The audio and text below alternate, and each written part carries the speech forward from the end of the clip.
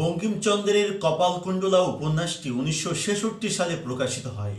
এই উপন্যাসটিকে বাংলা সাহিত্যের প্রথম রোমাঞ্চধর্মী উপন্যাস, রোমান্টিক উপন্যাস বা কাব্যধর্মী উপন্যাস হিসেবে অভিহিত করা হয়।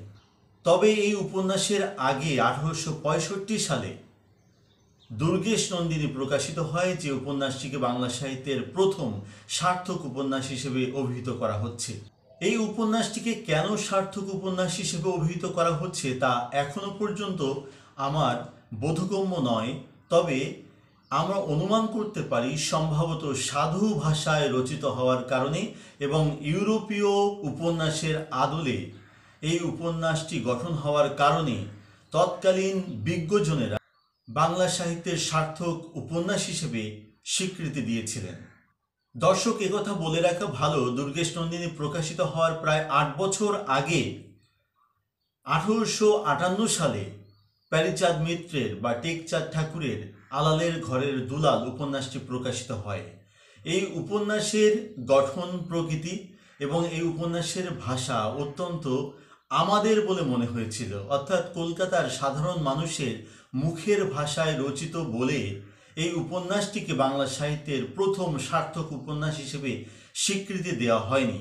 বঙ্কিমচন্দ্র চট্টোপাধ্যায় কপালকুণ্ডলা উপন্যাসে এমন একটি নারী চরিত্র তৈরি করতে চেয়েছিলেন যে চরিত্রটির ছোট থেকে অরণ্যে বড় হওয়া, এবং সে যখন সমাজে ফিরে আসবে তখন সমাজ তাকে গ্রহণ করতে পারবে কিনা বা সে সমাজে কন্টিনিউ করতে পারবে কিনা, এরকম একটা দ্বিধা দ্বন্দ্ব বা প্রশ্নকে সামনে রেখে বঙ্কিমচন্দ্র চট্টোপাধ্যায় কপালকুণ্ডলা উপন্যাসটি তৈরি করেছিলেন বা সৃষ্টি করেছিলেন।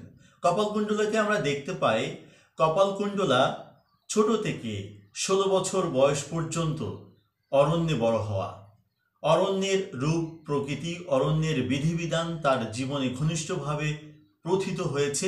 তবে যখন সমাজে সে ফিরে এসেছে তখন সমাজের রীতিনীতি তাকে গ্রহণ করেনি বা তিনি সমাজে টিকে থাকতে পারেননি। সম্ভবত বঙ্কিমচন্দ্র চট্টোপাধ্যায় বিশ্বাস করতেন অরণ্যে বড় হওয়া একজন মানুষ যখন সমাজে ফিরে আসবে তখন সমাজের রীতিনীতির কাছে সে পরাস্ত হবে। তাই আমরা শেষ পর্যন্ত কপালকুণ্ডলা উপন্যাসে কপালকুণ্ডলাকে পরাজিত হতে দেখি। অরণ্য থেকে সমাজে ফিরে আসা এই কপালকুণ্ডলার পরাজয় আসলে বাস্তবসম্মত কিনা সে বিষয়ে একটু আমরা আলোকপাত করি। প্রবাদে বলা হচ্ছে, অতিকায় হস্তি লোপ পাইয়াছে, তেলাপোকা টিকিয়ে আছে। অর্থাৎ ম্যামথের মতো প্রাণী অতিকায় হস্তি বা ধরুন ডাইনোসর একসময় এই পৃথিবী শাসন করেছে। সেই ডাইনোসর, সেই ম্যামথ আজ পৃথিবী থেকে বিলুপ্ত হয়েছে, কিন্তু তেলাপোকা স্বমহিমায় টিকে আছে। তেলাপোকার বর্ণনা প্রাচীন গ্রন্থগুলোতে পাওয়া যায়, ধর্মগ্রন্থগুলোতে পাওয়া যায়। সেই তেলাপোকা আজও পর্যন্ত টিকে আছে, কারণ সে বিভিন্ন অস্তিত্বের সংকটে সংগ্রাম করে টিকে রয়েছে। মানুষ এমন একটি প্রাণী, দীর্ঘকাল মিলিয়ন মিলিয়ন বছর মানুষ পৃথিবীতে টিকে আছে।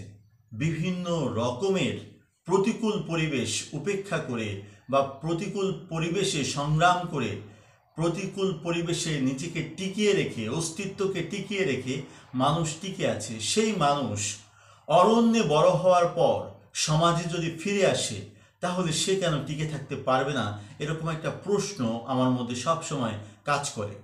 আমার মনে হয় কপালকুণ্ডলা উপন্যাসে কপালকুণ্ডলাকে যদি পর্যাপ্ত সময় দেওয়া হতো এবং লেখকের ইন্টেনশন যদি থাকতো কপালকুণ্ডলাকে এই সমাজে আবার নতুন করে শেকড় গাড়তে হবে, তাহলে কপালকুণ্ডলা অবশ্যই টিকে থাকতে পারত। কপালকুণ্ডলা উপন্যাসে বেশ কয়েকটি গুরুত্বপূর্ণ উক্তি রয়েছে, যেমন পথিক তুমি পথ হারাইয়াছ, তুমি অধম তাই বলিয়া আমি উত্তম হইব না কেন, এ ধরনের উক্তি।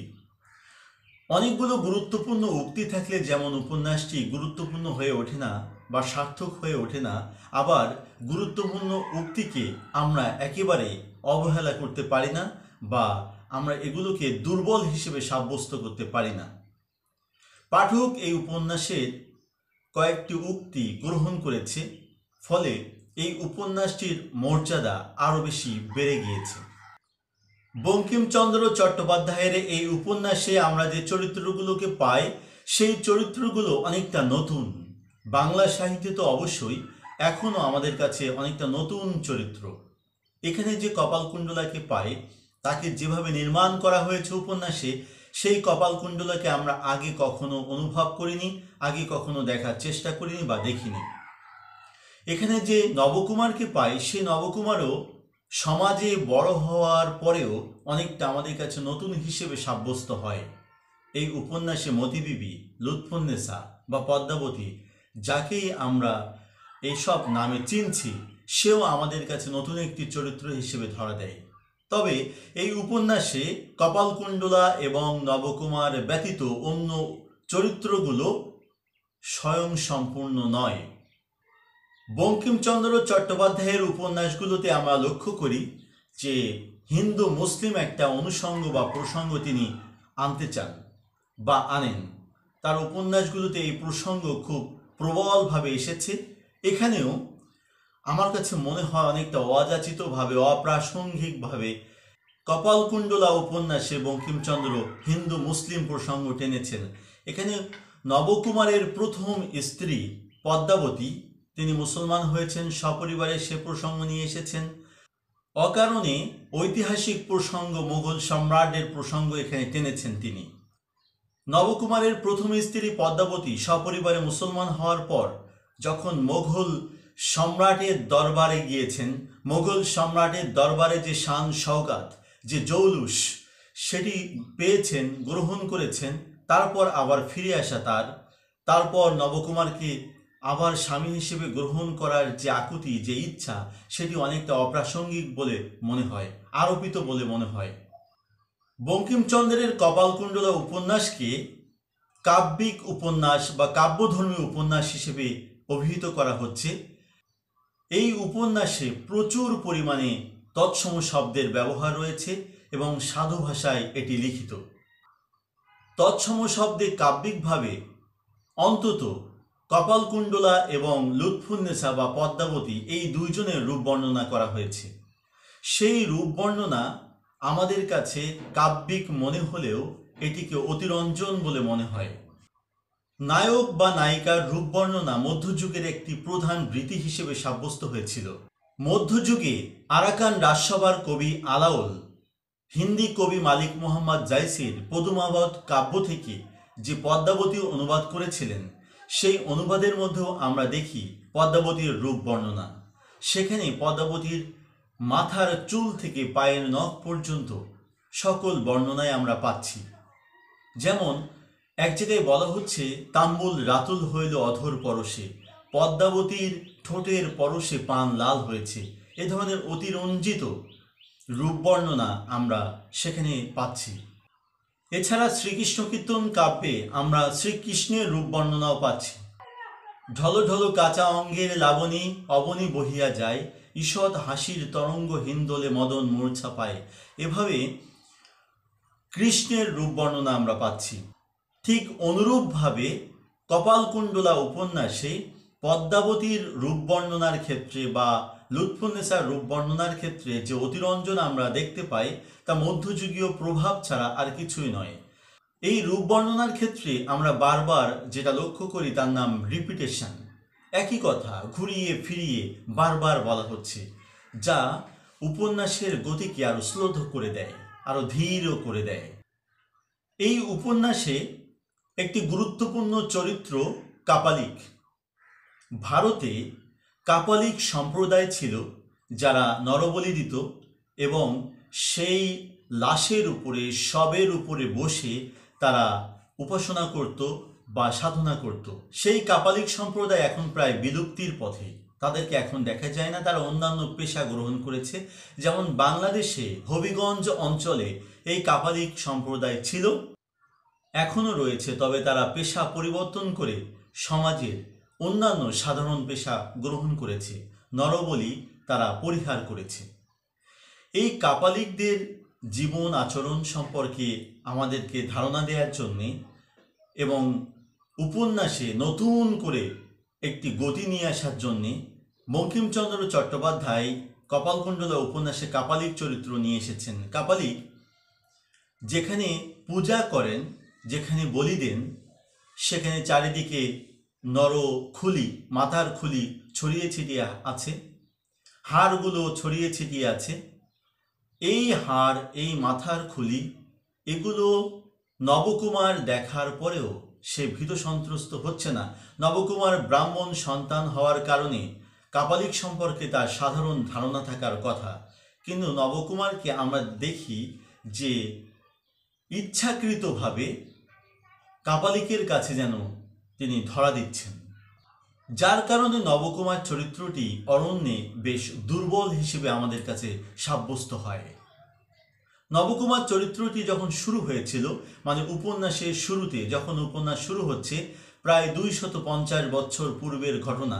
একটি তীর্থযাত্রা থেকে ফিরছে নৌকা, সেই নৌকা পথভ্রষ্ট হয়েছে, সেই নৌকা দিক হারিয়ে ফেলেছে। তখন যে পৌরের সাথে, যে বয়স্ক লোকটির সাথে নবকুমারের কথোপকথন হয়, সেই কথোপকথন দেখে শুনে আমরা অনুমান করেছিলাম নবকুমার বেশ সাহসী এবং একটি চৌকস চরিত্র। সেই নবকুমার যখন অরণ্যে প্রবেশ করল কাঠ কাটার জন্য, কাঠ সংগ্রহের জন্য, তখন সেই নবকুমারকে আমরা অত্যন্ত দুর্বল চরিত্র হিসেবে আবিষ্কার করি। যেখানে নবকুমার কপালকুণ্ডলাকে উদ্ধার করে এই অরণ্য থেকে সমাজে পাড়ি জমাবেন, সেখানে নবকুমারকে কপালকুণ্ডলা উদ্ধার করে সমাজে পাড়ি জমাচ্ছেন। এই বিষয়টি বেশ অপ্রাসঙ্গিক। বঙ্কিমচন্দ্র চট্টোপাধ্যায় কপালকুণ্ডলা চরিত্রটি সৃষ্টি করার ক্ষেত্রে খুব মনোযোগী ছিলেন। তবে বলা হচ্ছে যে এই কপালকুণ্ডলার সমাজ রীতিনীতি সম্পর্কে কোনো ধারণা নেই। তাহলে বিয়ের পূর্বে কপালকুণ্ডলা কেন দেবীর পায়ে বিল্বপত্র বা বেলের পাতা দিতে গেলেন? এটাও একটি ধর্মীয় রীতি, আচার, অনুষ্ঠান। সেই মঙ্গল অমঙ্গলের বিষয় যদি তিনি জানেন, তাহলে সমাজে তিনি কেন শক্ত অবস্থান গ্রহণ করতে পারবেন না? এই উপন্যাসে কাপালিক চরিত্রটি স্বয়ংসম্পূর্ণ নয়।